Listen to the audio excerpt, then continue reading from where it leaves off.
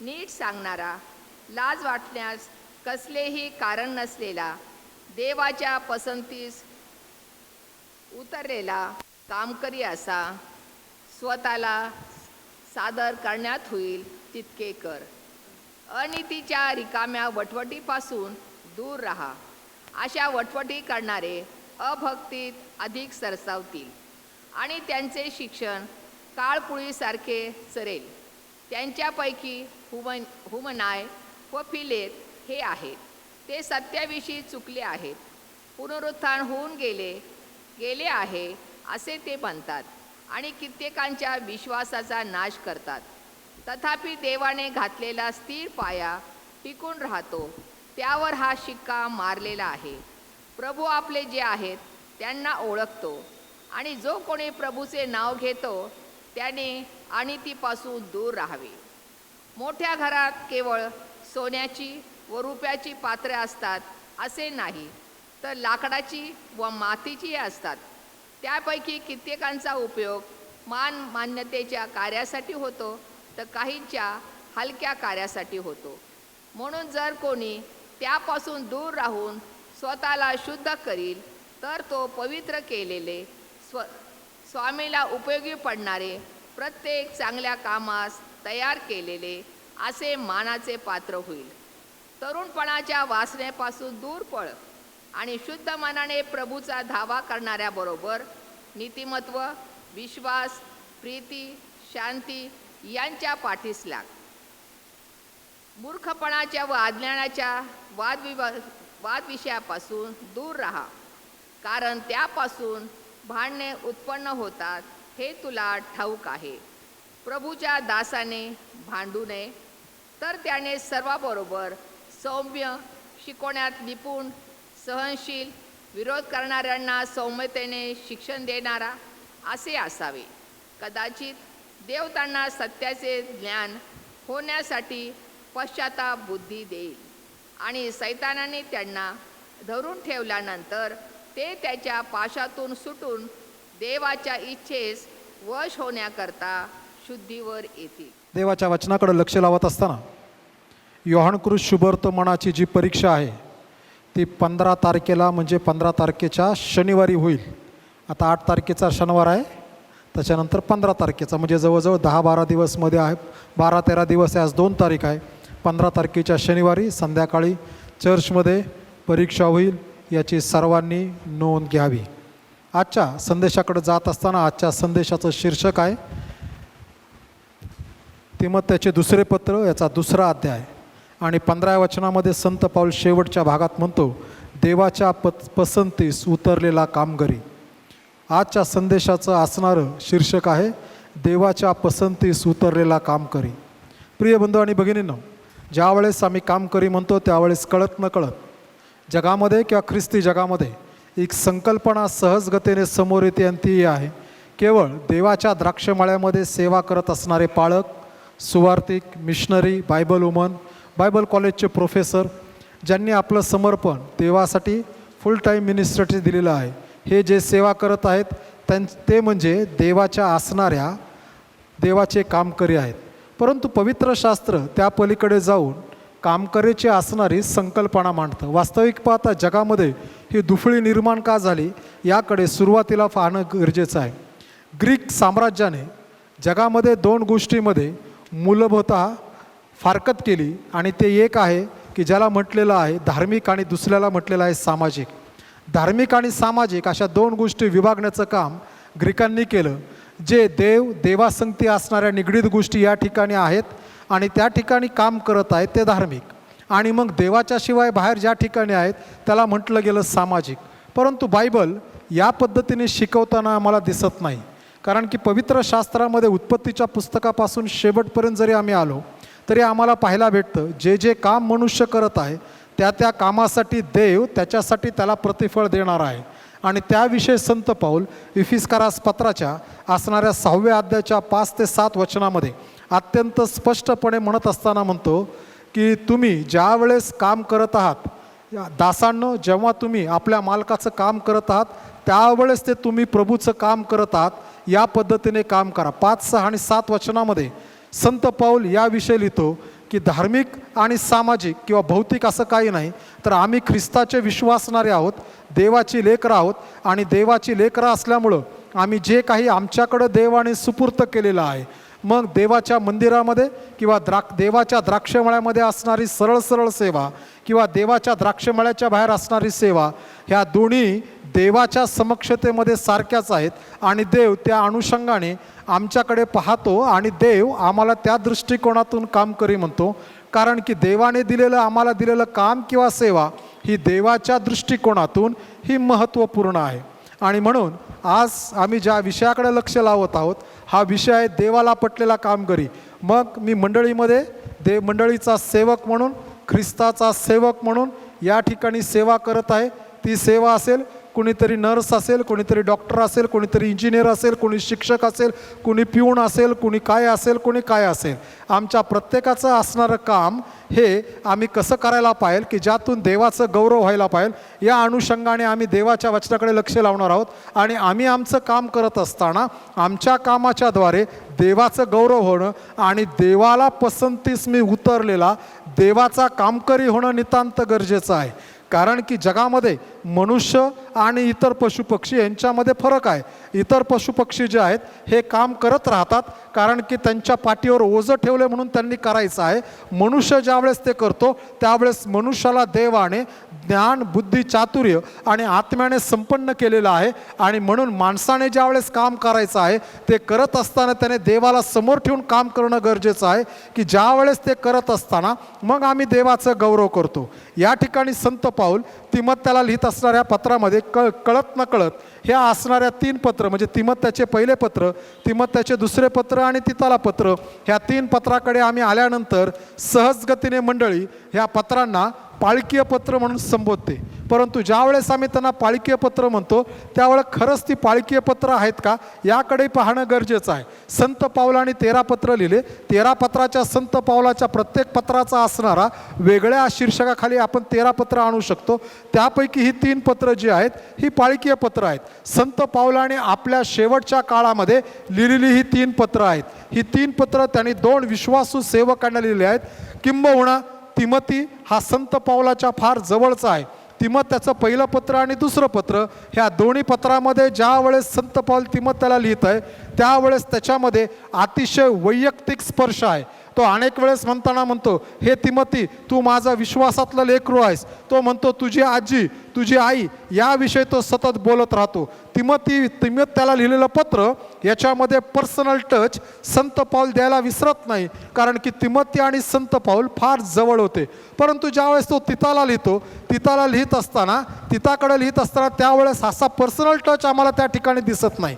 हे 2 जो आहेत, तिमोथी जो आहे तो इफिसमध्ये तिमोथेला संत पाऊल ठेवून आला होता यासाठी की इफिसकरास मंडळीमध्ये त्याने काहीतरी काम करावं. आणि तिताला त्याने केत्र ह्या भागात पाठवलं होतं, त्या ठिकाणी त्याने जाऊन काम करावं. दोघांना 2 वेगळ्या कामासाठी संत पाऊलाने मंडळीमध्ये पाठवलं होतं. तिमोथी आणि तीत हे दोघंही जरी सहज मंडळी याला म्हणते की हे पाळकीय पत्र आहेत, तरी खरं वास्तविक पाहता ही मंडळीला लिहिलेली पत्र आहेत की जी पत्र त्या ठिकाणी जे डेलिगेशन गेलेलं आहे त्या मंडळीला नीट करण्यासाठी त्यांना मार्गदर्शपर सूचना ह्या 2 पत्रामध्ये लिहिलेल्या आहेत.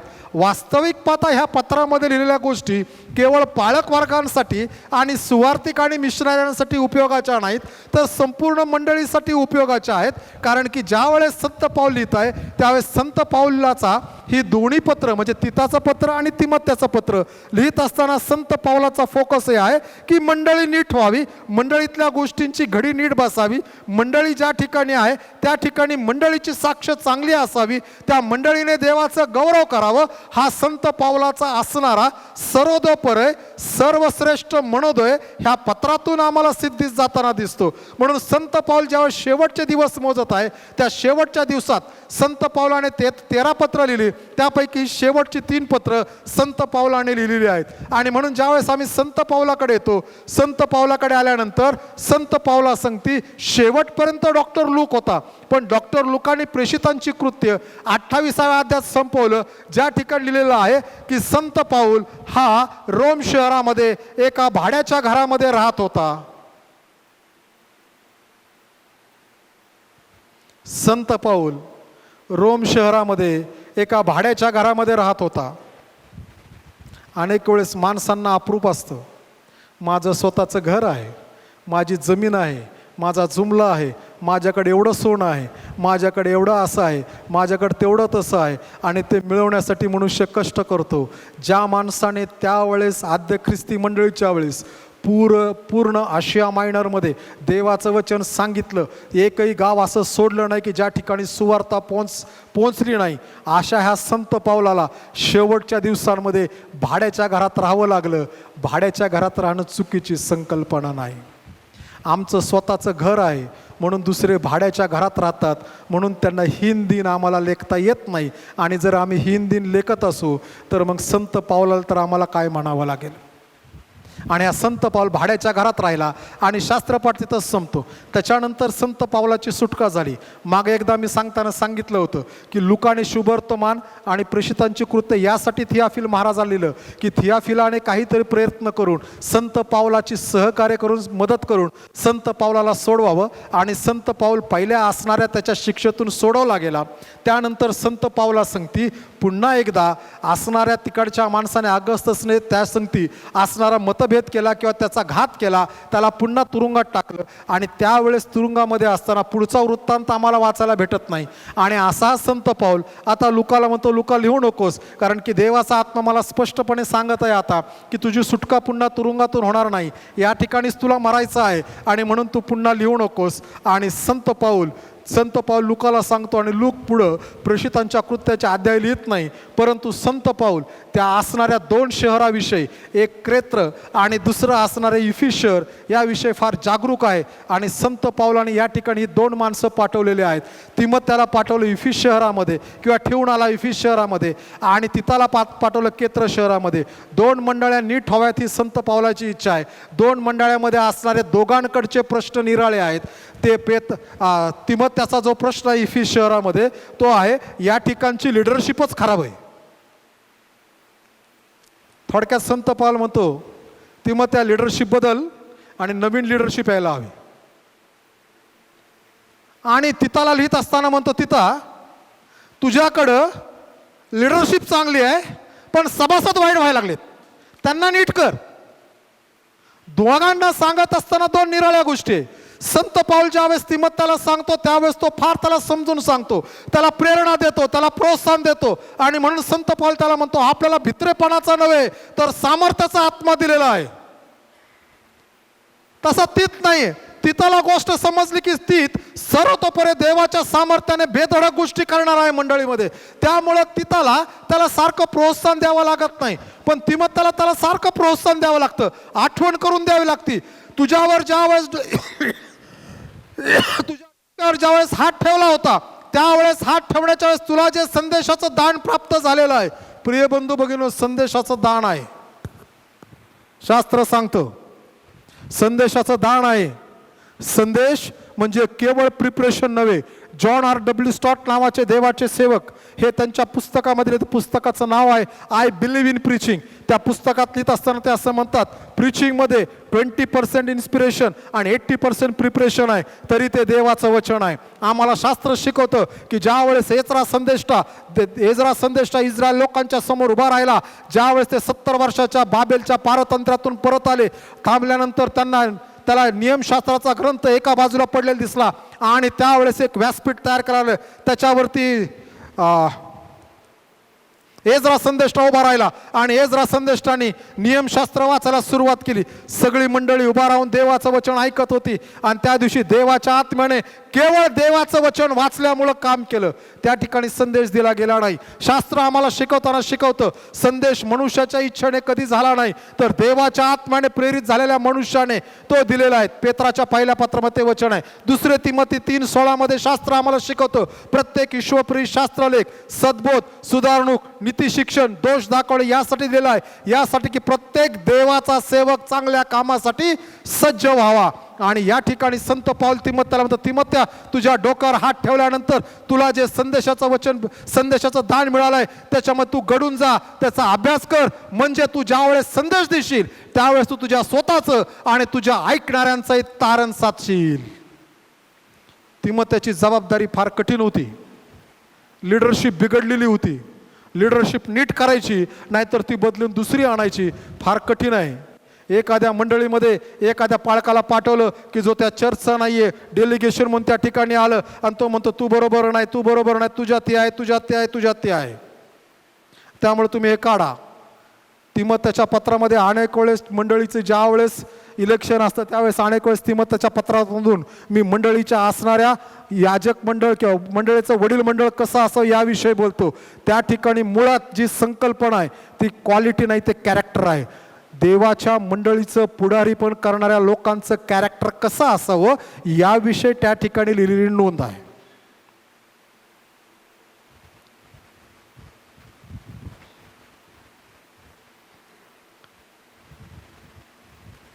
त्यांनी काय करायला हवं? That is not quality, that is character. आणि ती जी कॅरेक्टर आहे त्यावेळेसच्या असणाऱ्या जगामध्ये ती चालत होती. संत पाऊल तिमोथेला लिहितात, तिमोथ्या देवाचं सोड, कमीत कमी त्यावेळेसच्या जगामध्ये ज्याकडे लोक लक्ष लावतात त्या लक्ष लावणाऱ्या गोष्टीकडे पाहिल्यानंतर कमीत कमी त्यांनी मंडळीला दूषण देऊ नये असं तरी कॅरेक्टर लोकांचं असावं, ही संत पाऊलाची इच्छा आहे. असा संत पाऊल तिमोथेला लिहिताना म्हणतोय. बऱ्याच गोष्टी सांगता येतील, आता संदेशाकडे येतो. बॅकग्राऊंड तुम्हाला समजली, पत्र का लिहिलंय आणि संदेशाकडे येत असताना संत पाऊलाला संत पाऊल तिमोथेला, तिमोथ्या तू असा कामकरी केला पाहिजे, तू स्वतः आणि तू ज्यांच्यामध्ये सेवा करत आहेत, जे तुझ्या अवतीभोवती आहेत, ते कसे पाहिजेत तर ते देवाला पटलेले कामकरी असायला हवेत. प्रिय बंधू आणि भगिनींनो, देवाला पटलेला कामकरी जो आहे हा देव स्वतः त्याकडे लक्ष लावतो. मनुष्य त्याच्यामध्ये काही करू शकत नाही. माणसाच्या असणाऱ्या गोष्टीमुळं मनुष्य देवाला पटू शकत नाही. आम्ही ज्या वेळेस आमचं तारण होतं त्यावेळेस आमचं तारण होणं एका वेळेसची गोष्ट आहे, पण तारणामध्ये वाढत जाणं हे आयुष्यभराची संकल्पना आहे. आम्ही आमच्या तारणामध्ये टिकून राहणं गरजेचं आहे. आम्ही आमचं तारण एकदा झालंय आणि एका कोपऱ्यामध्ये घराच्या फेकून देऊ शकत नाही. त्या तारणामध्ये आमची वृद्धी होणं फार गरजेचं आहे, कारण की आमचं तारण हे देवापासून आम्हाला प्राप्त झालेली फुकट देणगी आहे. आणि ही जी देणगी मिळालेली आहे ह्या देणगीची जपणूक करणं, तिला पॉलिश करणं, तिच्यामध्ये वाढणं हे आमच्यासाठी अतिशय महत्त्वाचं आहे. आणि म्हणून ज्या वेळेस आम्ही देवाकडे येतो त्यावेळेस आम्ही देवाच्या पसंतीस, माणसाच्या पसंतीस आम्ही उतरतो की नाही याविषयी देव आम्हाला विचारणार नाही, परंतु आम्ही देवाच्या पसंतीस उतरलेलो आहोत की नाही याविषयी देव आमच्याकडनं हिशोब घेण्यासाठी आणि आम्ही देवासंगती बांधलेलो आहोत. प्रिय बंधू भगिनींनो, यदाकदाचित जग आपल्याला चांगलं म्हणेल, परंतु जग चांगलं म्हणत असतानाच एक संकल्पना आमच्या समोर सदैव असायला पाहिजे. मी जे करत आहे त्यासाठी देव मला चांगलं म्हणेल का? मी आज जर लोकांतरी उचललं गेलो आणि उद्या जर समजा मी मरण पावलो तर देव मला म्हणेल का भल्या व विश्वासू दासा, थोडक्या गोष्टीविषयी विश्वासू राहिलास, ये आपल्या धण्याच्या आनंदात सहभागी हो आणि ये मी तुझी पुष्कळावर नेमणूक करतो. जगाने आमच्या पाठीवर किती थाप मारली तर देव त्याचं क्रेडिट आम्हाला स्वर्गात देणार नाही. आम्ही आमच्या स्वतःला किती क्रेडिट घेतलं तरी आम्हाला देव त्यासाठी आम्हाला उच्च करणार नाही. देवाच्या पसंतीस, देवाची पसंत ही देवाला माहीत आहे. काही वर्षापूर्वी कम्प्युटरचं नुकतंच जग सुरू झालं होतं आणि त्या काळामध्ये अमेरिकेमध्ये एका मुलाला लग्न करायचं होतं आणि लग्न करत असताना त्या मुलाला सांगितलं तुझी पसंत नापसंत काय सांग. आणि त्या मुलाने मग पसंत सांगायला सुरुवात केली आणि त्याने सांगितलं जी माझी होणारी विवाहित पत्नी आहे ती अशी दिसावी, ती तशी दिसावी, ती अशी असावी, ती असे असावी, तिचे केस असे असावे, तिच्या केसाने तिने हा कट केला तर ती अशी दिसायला पाहिजे, ती अशी पाहिजे, ती तशी पाहिजे, तिने जर समजा हा ड्रेस घातला तर ती अशी दिसायला पाहिजे, तिने ते कानातले लांब घातले तर अशी दिसायला पाहिजे, टॉप्स घातल्यावर कसे दिसायला पाहिजे, केसाची छटा कशी असेल, हे सगळं त्याने सांगितलं. आणि म्हणून मला अजून काय मुलगी भेटली नाही आणि मला मुलगी भेटणं गरजेचं आहे. आणि मग ते सगळा डाटा कम्प्युटरमध्ये फीड केला. कम्प्युटरमध्ये फीड केल्यानंतर कम्प्युटरने एक उत्तर दिलं आणि सांगितलं अशी एक मुलगी जगामध्ये आहे की जी तुला पाहिजे तशीच आहे. ह्या मुलाला खूप आनंद झाला की अशी एक मुलगी आहे की जी जगामध्ये आहे की जी मला पाहिजे अशीच आहे. पण त्या कम्प्युटरने सांगितलं तिचं रेसिडेन्स, सध्या तिचा राहण्याचा पत्ता जो आहे तो जपानमध्ये आहे आणि ते म्हणाले की जपानमध्ये असेल तरी काय हरकत नाही, मी तिच्याशी लग्न करायला तयार आहे. आणि मग त्यांनी सांगताना सांगितलं ही जी मुलगी आहे ही 80 वर्षाची आहे.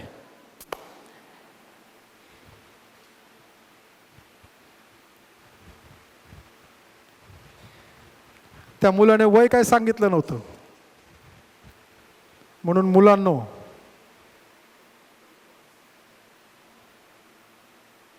तारण पावलेली मुलगी शोधा, बाकी काही शोधू नका. मुलींनो, ज्यावेळेस विवाह जोडतो त्यावेळेस तारण पावलेला मुलगा आहे की हे पहिलं शोधायचं. कारण ती कुटुंब टिकतात, दोघं तारण पावलेले आहेत ते, त्यांचा विश्वास वाटतो. पुढे येऊयात. देवाच्या पसंतीस उतरणं. देवाची पसंत आहे, कोणाला देव म्हणतो की हाच आहे. माणसाची पसंत आहे, आमच्या प्रत्येकाच्या खाण्याच्या आवडीनिवडी आहेत.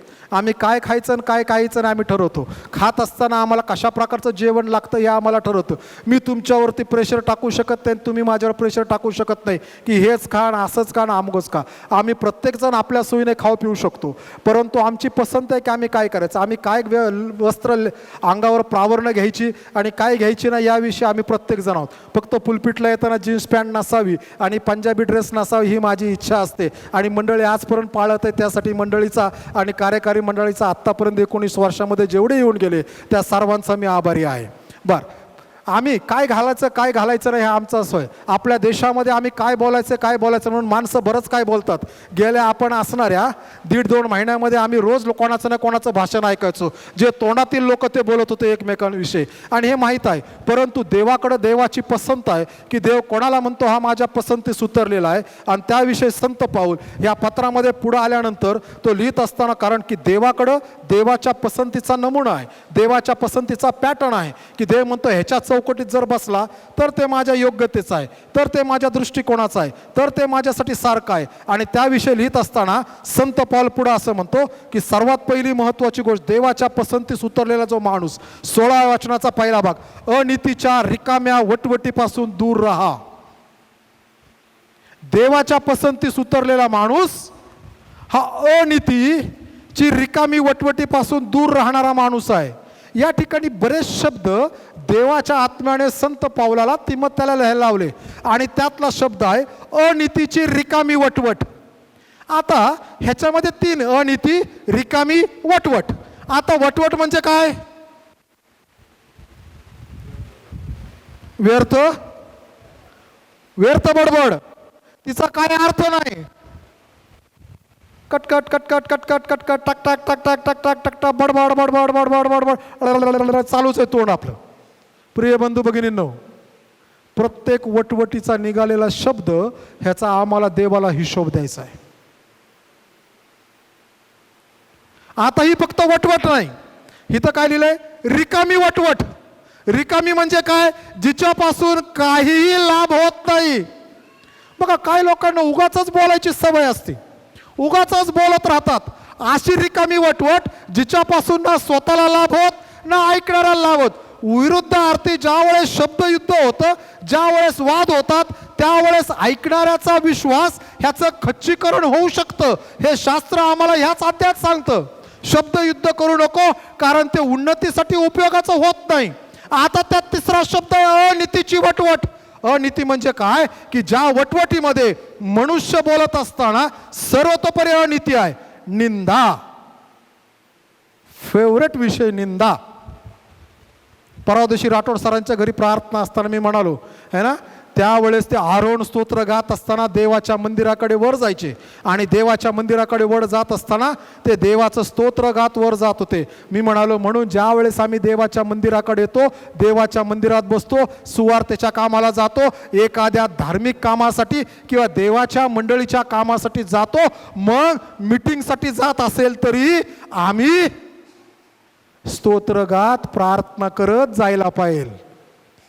विचार करून हे करायचंय, ते करायचंय, ते ठरवायचंय, हे करायचंय, ते करायचंय, हे करून जायचं नाही. प्रार्थना करून गेलं पाहिजे. कारण की यहुदी लोक देवाकडे जात असताना देवाकडे प्रार्थना म्हणून पवित्र शास्त्राच्या असणाऱ्या स्तोत्र संहितेमध्ये बरीच स्तोत्र आहेत की ज्याला आरोहण स्तोत्र म्हटलंय, देवाकडे स्तुती करत जाणं. नाहीतर चाललोय मी कुठं फलटणला चाललोय सुवार्तेचं काम सांगायला, निघाली बारामतीकडे चर्चकडून गाडी निघाली की सुरूच झालं तो असा तो तसा तो तसा तो तसा. तिथं गेला की एखादा भेटतो की कानाखाली सन्न करणं मारतो. का? कारण आम्ही येताना निंदा करत आलोय.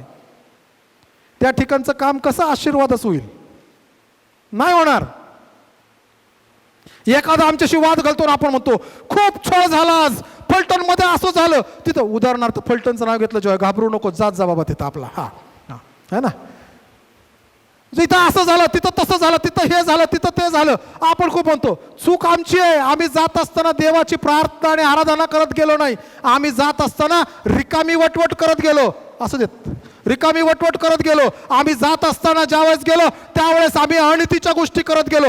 खोट्या गोष्टी पसरवणं, कधी कधी आम्ही खोट्या गोष्टी पसरवणं ही अनिती आहे.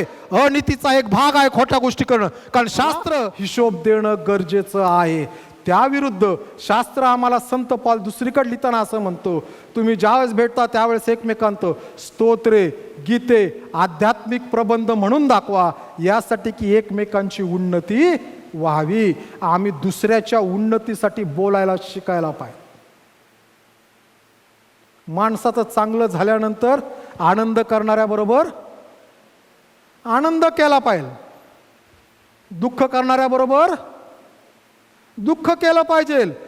नीतिसूत्राच्या पुस्तकात तर अजून पलीकडे लिहिलंय, जर तुला एकाच वेळेस दुःखाचं घर आणि आनंदाचं घर असेल तर पहिलं दुःखाच्या घरी जा, त्या ठिकाणी जाऊन तू भेट, बोल. अनेक वेळेस आमच्या पालक लोकांची कसरत असती, एकाच वेळेस चर्चमध्ये दुःखाचा प्रसंग असतो आणि आनंदाचाही असतो, आणि त्यावेळेस आम्हाला दुःखाच्या प्रसंगी जाणं फार गरजेचं आहे पहिलं. कारण की दुःखामध्ये कोणी आमंत्रण देऊन बोलवणार नाही. हा, सुखाच्या वेळेस आनंदाच्या वेळेस आमंत्रणाशिवाय कोणाकडे जायचं नाही, हा चांगला नियम आहे.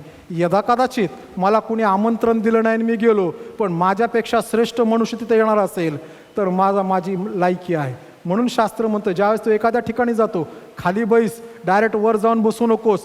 त्यावेळेस लोकांनी म्हणायला पाहिजे तुम्ही वर येऊन बसता का, मग आपण वर जाऊन बसायचं. अन्यथा आपल्यापेक्षा कोणतरी श्रेष्ठ असेल.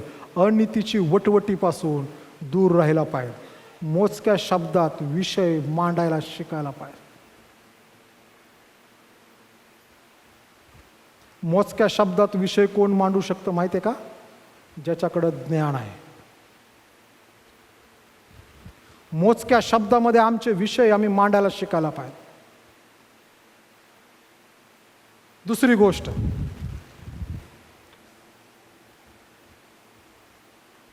वचन 18, ते सत्याविषयी चुकले आहेत. दुसरी महत्वाची गोष्ट, देवाला न पटलेला काम करी किंवा देवाला पटलेला काम करी, ह्याच्यात पाहतात. पहिलं पाहिलं अनितीच्या वटवटीपासून दूर राहणे, दुसरं पाहतात ते सत्याविषयी चुकले आहेत, पुनरुत्थान होऊन गेले असे ते म्हणतात. ही जी दुसरी महत्वाची गोष्ट आहे ती आहे देवाच्या वचनाविषयी. देवाच्या वचनाविषयी चुकीचा संदेश देणारे लोक, देवाच्या वचनाविषयी चुकीचं स्पष्टीकरण करणारे लोक, देवाच्या वचनाला स्वतःचा असणारा घरचा खजिना समजणारे लोक, देवाच्या वचनाला पाहिजे तेवढं स्थान न देणारे लोक, देवाच्या वचनाच्या ऐवजी जग आणि जगातल्या गोष्टीचा सन्मान करणारे लोक, यांना तो देव म्हणतो ते माझे काम करी नाहीत, कारण की ते माझं ऐकत नाहीत. संत परमेश्वराने मोशेला सांगितलं, मोशे तू निवास मंडप बांध, पण कसा बांध? मी सांगितलेल्या नमुन्याप्रमाणे बांध. एवढा लांब, तेवढा रुंद, इतका उंच, कर्राचा कोश असा, हे असं ते तसं, एकंदरीत सगळ्या गोष्टींची जुळवाजुळव सांगितली. बरोबर तसंच कर, कारण की तसं जर तू केलंस तरच मी वस्तीला येईल. प्रिय बंधू भगिनींनो, कसंही करून देवाचं राज्य वाढत नाही आणि सेवा होत नाही. देवाच्या राज्यामध्ये देवाला पसंतीस उतरलेला कामकरी आहे की जो देवाचं वचन, सत्य वचन नीट सांगणार आहे. आम्ही देवाचं वचन नीट सांगणारे लोक व्हायला पाहिजे. देवाचं वचन दोन प्रकारे सांगितलं जातं, एक मुखातून आणि एक कृतीतून. अनेक वेळेस आमच्या कृतीतून खूप देवाचं वचन गाजवलं जातं मुखापेक्षा. आमच्याकडे पाहून लोकांनी म्हणलं पाहिजे हा खराच ख्रिस्ती मनुष्य आहे, असं म्हणायला नको. असा ख्रिस्ती असतो काय? हा नवीनच दिसतोय आम्हाला.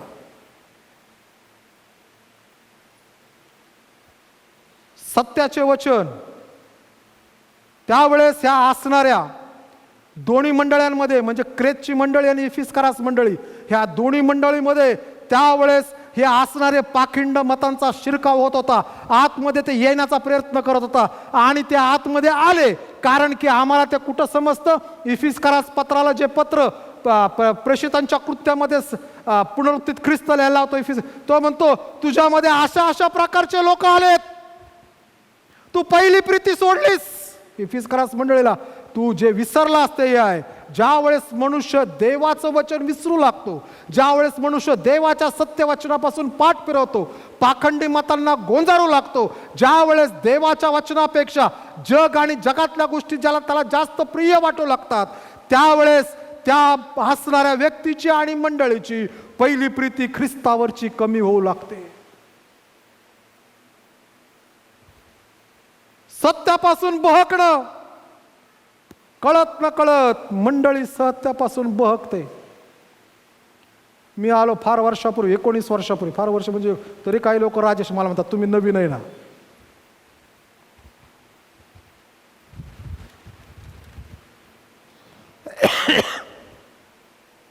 त्यावेळेस आपण प्रोभोजनामध्ये वेफर्स द्यायचो, माहिती आहे ना, वेफर्स, पांढरं वेफर द्यायचो आपण. बरेच दिवस चालले. जसा त्याच्यावरती अभ्यास करू लागलो, अभ्यास करत असताना हे लक्षात आलं की हे वेफर जे आहे ते बेखमीर भाकरीचं चिन्ह होऊ शकत नाही.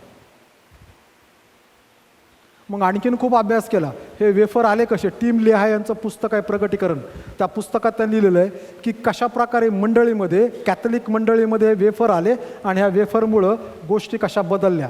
इझी गो होता म्हणून मंडळांनी कशा स्वीकारल्या पटपट करून.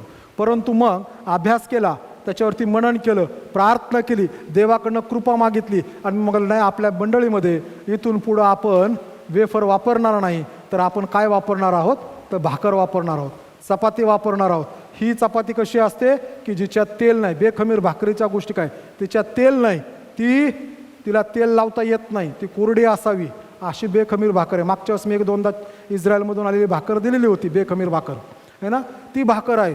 ह्याला आपण म्हणतो देवाच्या वचनाप्रमाणे पुढं जाणं. सैतान सहज मंडळीमध्ये घुसून सोप्या गोष्टी देऊन मंडळीमध्ये उद्रेक करण्याचा प्रयत्न करतो. आम्ही त्याच्यावरती विश्वास ठेवून नीट करणं गरजेचं आहे. अनेक वेळेस आम्ही म्हणतो आम्ही सुवार्ता सांगतो, पण आमची सुवार्ता काय ही आम्ही शोधणं नितांत गरजेचे आहे. देवाने आम्हाला सांगत असताना सांगितलेलं आहे की सुवार्ता सांगत असताना काय सांगायची. अनेक वेळेस आम्ही सुवार्ता सांगताना सांगतो येशू ख्रिस्त आरोग्य द्यायला आला, येशू पैसे द्यायला आला, येशू नीट करायला आला, येशू घरवाडी द्यायला आलाय. अहो, हे सगळं नंतर आहे. पहिलं मुळात काय, येशू जगात का आला हे आम्हाला माहीत पाहिजे. का आला येशू जगात?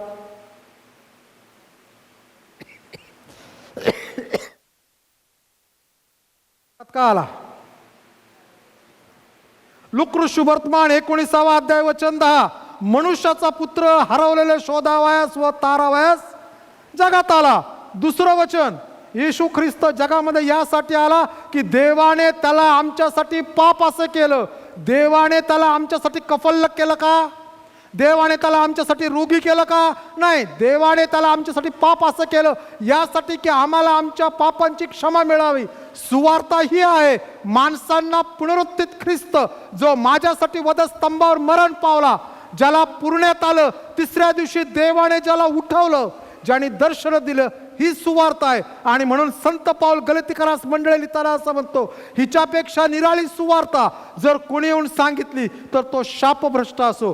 प्रिय बंधू आणि भगिनींनो, आम्ही काय सुवार्ता सांगतो हेही आम्ही तपासून पाहायला पाहिजे.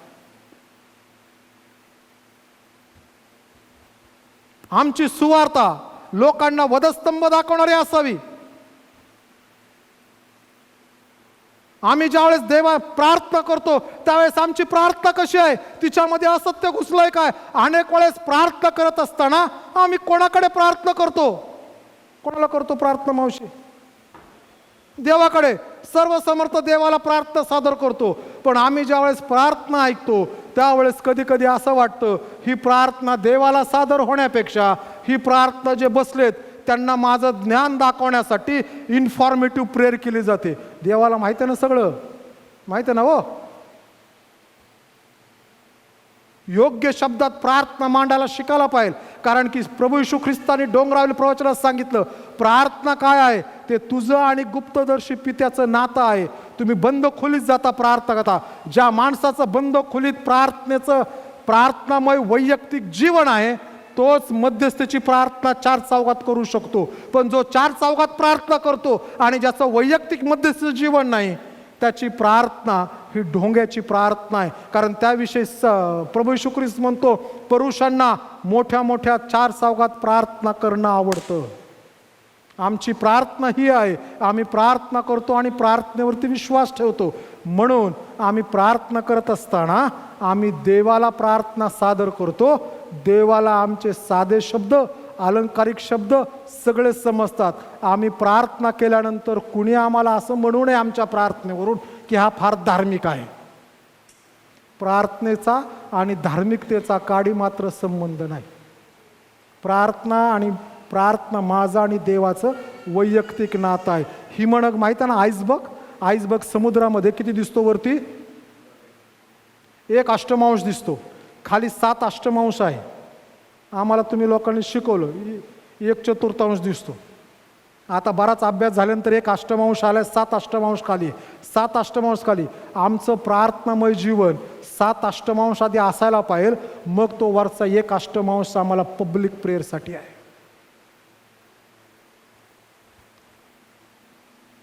मी ज्यावेळेस संदेश देतो तर 50 मिनिटाचा संदेश देत असताना मला आठवडाभर त्यासाठी प्रार्थना आणि तयारी करणं गरजेचं आहे. माझ्या डोक्यात ते सुरू राहणं गरजेचं आहे. नाही आज रविवार आले, चला जाऊन सांगायचं आहे, तर देव तर संदेश कधी परिणामकारक आणि आध्यात्मिक लाभदायक होऊ देणार नाही. तिसरी महत्त्वाची गोष्ट, ज्यावेळेस आम्ही पाहतो सत्यापासून दूर राहणार आहे, त्या तिसरी सत्यापासून दूर आणि तिसरी महत्त्वाची गोष्ट 19 वचन शेवटचा भाग, जो कोणी प्रभूचे नाव घेतो, प्रभू आपले जे आहेत त्यांना ओळखतो. सर्वात तिसरी महत्त्वाची गोष्ट आहे, प्रभूला पटलेला कामगारी कोण आहे की ज्याला प्रभू ओळखतो. प्रिय बंधू आणि भगिनींनो, माझी आणि प्रभूची ओळख आहे का? माझी आणि पाळकाची ओळख असेल,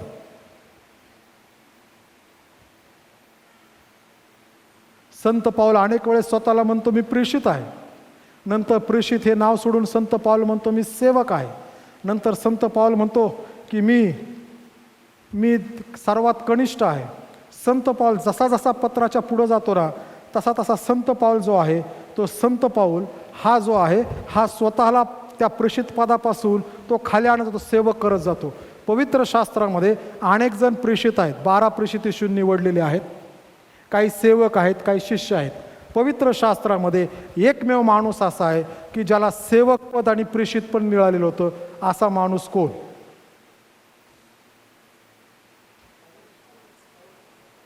ज्याला सेवक पद आणि प्रेषित पद दोन्ही त्याच्याकडे होते, असा माणूस कोण? देवाचे लोक हो. 500 रुपये घेऊन जायचे, पर्स ह्याच्यात आहे, गाडीत आहे, उत्तर द्यायचं, 500 रुपये घेऊन जायचे. सेवक पद आणि प्रेषित पद असणारा माणूस की ज्याच्याविषयी दोन्ही डिजिग्नेशन बायबलमध्ये लिहिलेत, असा माणूस कोण?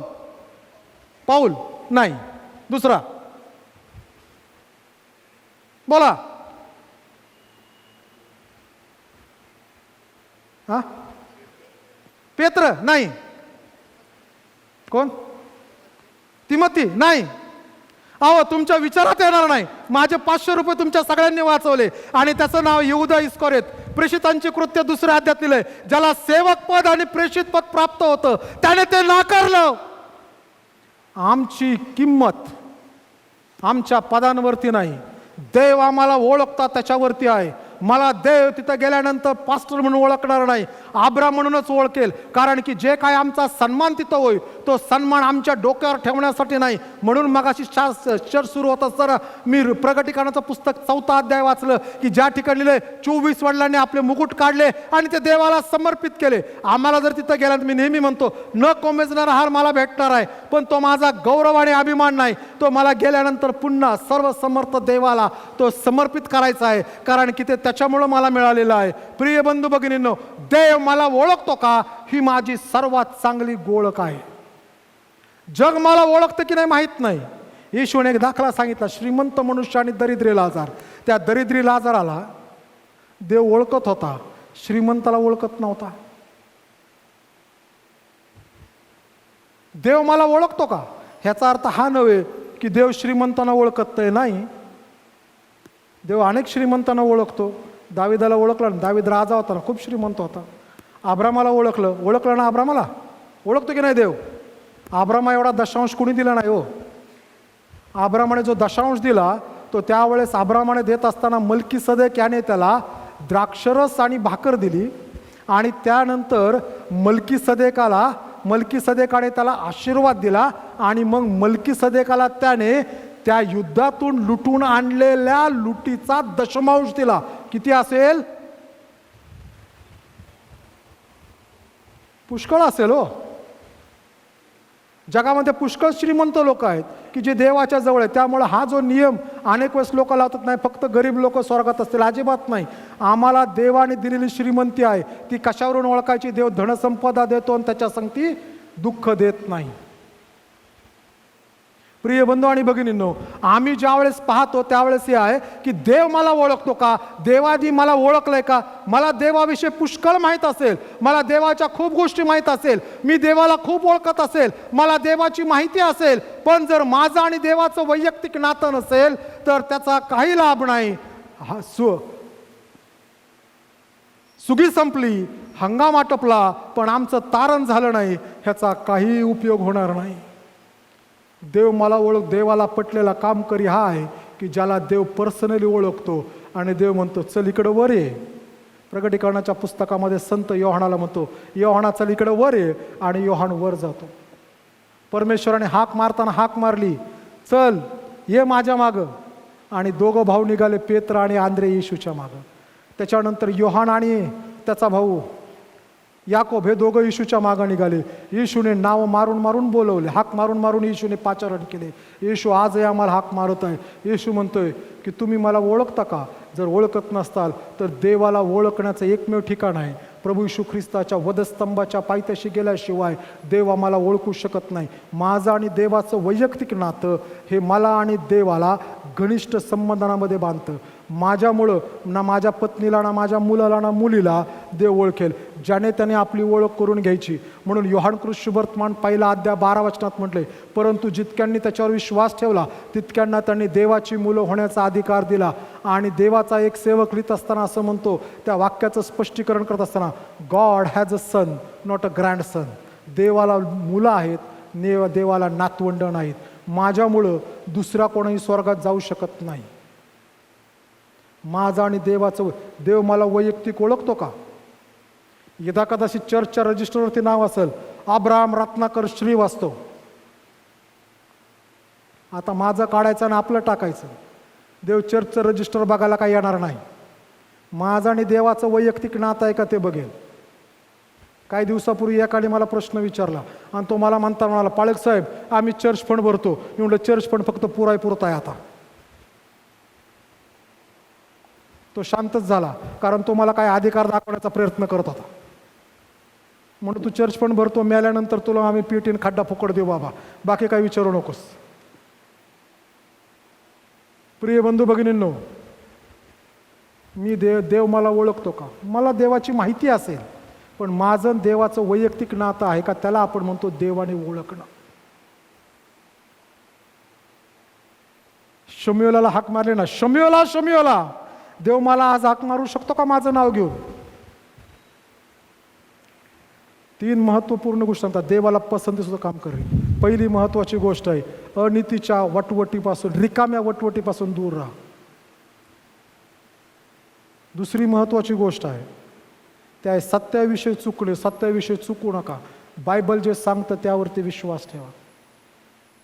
अनेक वेळेस मी पवित्र शास्त्राच्या पुस्तकांची बॅकग्राऊंड का सांगतो माहिती आहे का? ती समजल्यानंतर आम्हाला त्या पवित्र शास्त्रातल्या त्या पुस्तकामध्ये लिहिलेल्या गोष्टी आम्हाला अधिक चांगल्या समजतात. आणि तिसरी महत्त्वाची गोष्ट, प्रभू मला ओळखतो का? ज्यांना प्रभू ओळखतो ते देवाच्या पसंतीस उतरलेले कामकरी आहेत. आम्ही ह्या जगात जीवन जगत असताना आम्ही देवाचे कामकरी आहोत. आम्ही सगळेचे सगळे कारभारी आहोत.